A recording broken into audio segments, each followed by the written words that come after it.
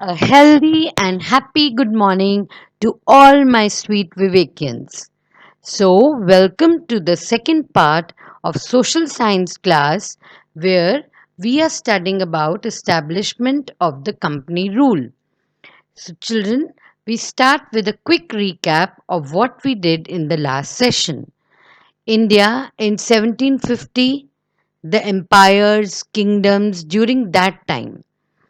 Then the French and the British settlements in India.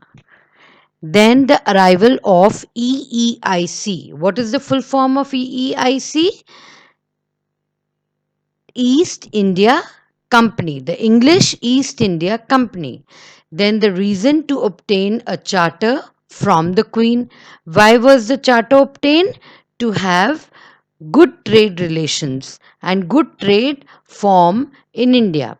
Then, how did the company establish trade relations? That also did through the cargoes and whatever they used to sell. Now we come to the second part and we move ahead. As you can see here, that the Britishers came from this side and they conquered almost the half of Calcutta, India. First, they started with Bengal. So, as the English were firm in their decision, they approached the ruler of Golconda in South India, where the trading company was favored. Then the first English factory on the Indian soil at Masupulitanam, which is located in the southeastern coast of India in 1611. East India Company comes to east. That means this is how they traveled from here and they came by the sea. Then they came to Cape of Good Hope. Then from here they came to India and Calcutta. So these were the routes to India in the 18th century. Now, can you see the flow chart? Through this, you can understand very well that how the East India Company came to India a number of times for trade. See, it wasn't easy for them to establish themselves in India. So they came number of times to India and they took permission from the kings, and since then, they have been trading. So, in 1612, another attempt was made to influence Emperor Jahangir. King of England James sent ambassador Thomas Roe to the emperor, and from his permission was granted to set up the factory in West Coast. Now, here again they came in 1639 and they came to Madras. From a local ruler, they had built up a trading post. The trading post was by the name of St. George, which is now the modern Madras. Then again they came in 1661. The company established the first trading post in Bengal at Hooghly in Bengal, which is now here it is written Hoogly, where now it is as Hugli. So, from a local ruler to build a trading post. Then the company encouraged traders to settle near the factory. All the traders who were working in the factory and were looking after the trade links, they were encouraged to settle down near the factory, that is near the Hooghly River. So again in 1668, company got the island of Bombay from Prince Charles. Now in 1698 was the last time the company bribed. What is bribed? That they gave money and lots of things to the Mughal officials to acquire zamindari by the Bengal Mughal officials of the three villages in Bengal and built a 45 trading coast, Fort Williams. So now what they did, first of all, they found took permission. Then they started encouraging the trading laborers and all everybody to stay near the factory, and then they got from the Mughal officials the zamindari of three villages so that they can settle down in Bengal. Now, before that, the traders on their arrival to India found about the Portuguese traders. Who was the Portuguese trader?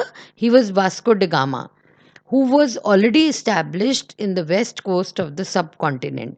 So, Vasco da Gama was already in before the trading companies arrived in India.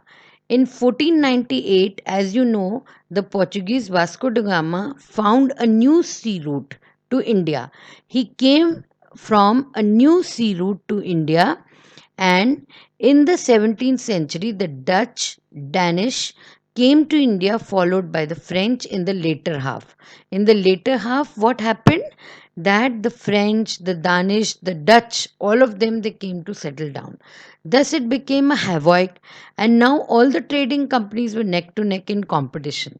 So now they had started settling down in India, and the trading companies were neck to neck in competition with one another. They were fighting battles. Now, high competition in the European companies led to what happened now? So many companies came up that there was high competition in the European countries. Now, the European traders came to India to buy large quantities of good like silk and everything at a lowest price.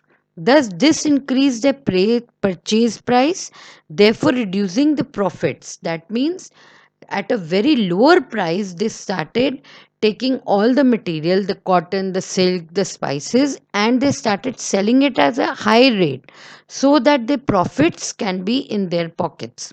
Now, European companies battled fiercely. As you can see here, the European countries battled fiercely and attacked rival ships, which started sinking. In the 17th century, many ships sank and the Europeans blocked trade routes.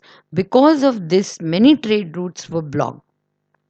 So now the companies began building forts around their trading posts. What are forts? The big poles and forts which are built so that they can see everybody from afar. Now, what happened? East India Company begins to trade in Bengal. Now the company comes and it starts beginning its trade in Bengal. How did he get the permission to trade in Bengal? In 1667, the company managed to obtain a farman. This is a farman from the Mughal Emperor Aurangzeb. From the Mughal Emperor Aurangzeb, who granted the right to import and export goods in Bengal. They started importing and exporting goods in Bengal without paying taxes. That time, without paying taxes, Aurangzeb had given a farman to do trade without import and export without paying the taxes. In 1717, the Mughal Emperor Farooq Siyar renewed the grant. Again, the grant was renewed, which was made by Aurangzeb by Farooq Siyar. Thus, he gave the right to issue passes. What are passes? To issue passes so that the people can import and export goods without paying any duties. What are duties? Taxes. Now, this is what we have done today. I hope you are going through the lesson even from the part 1 of this same chapter. Please go through the whole lesson and all the slides that I've made. Now, goals what we have achieved today, what we have done today is the sea routes to India was discovered by Vasco da Gama in 1498, as you know. Then French came to trade in India as they were attracted by silk, cotton, and spices. You know, they started doing the trade from these things. Then in the 17th and 18th century, they battled and sank each other's ships. It was a trade war now. Efforts to fortify settlements. Fortify means to have settlements and carry profitable trade led to conflicts. What are conflicts? Battles, small battles. And now it was a trade war. So we have reached to this part of the this chunk of the chapter, and we will be doing it in the next session. So it will be continued in the next session. So, children, please do the worksheets, go through the lesson again and again, and keep your